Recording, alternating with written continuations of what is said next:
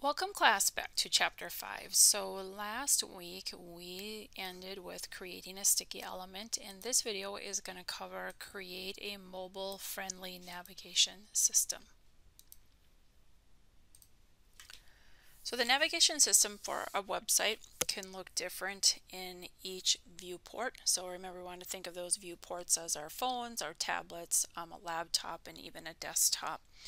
So what you see here is a mobile view using a hamburger button. Talked a little bit about that last week as well. That hamburger button incorporates some JavaScript code. In this chapter, we don't incorporate that.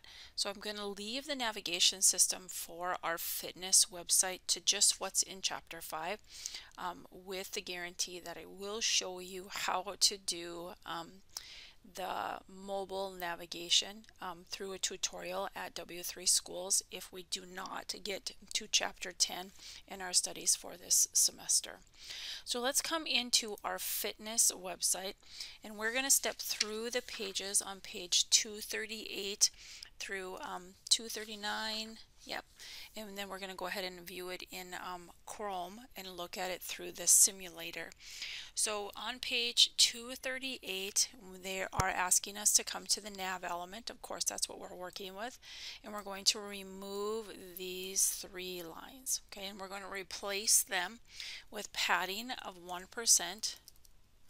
So padding 1% is going to bring a little bit of padding completely around the navigation, the top, to the right, to the bottom, and to the left, so all the way around that box. And then we have margin bottom, and margin bottom is going to be set to 1%.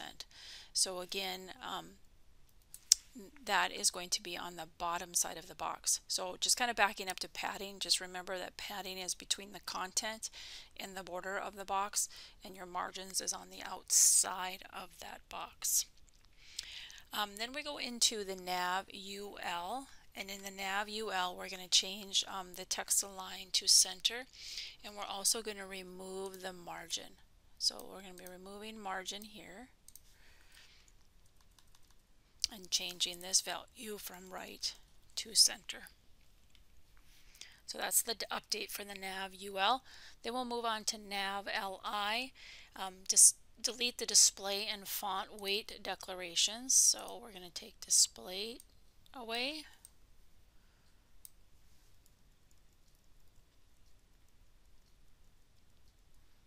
And our font weight. And we're adding in a border top. Okay, so border, again referring to that box model, we're going to have a 1 pixel border on the top that is going to be solid, and it's going to be black. Okay, and so now we have this changes, so we'll go ahead and save these changes. I'm going to come over to Chrome, and I'm going to go ahead and refresh my page. And so now you can see those changes. So it's definitely centered. We definitely have a border on the top as well. We got a little bit of padding around.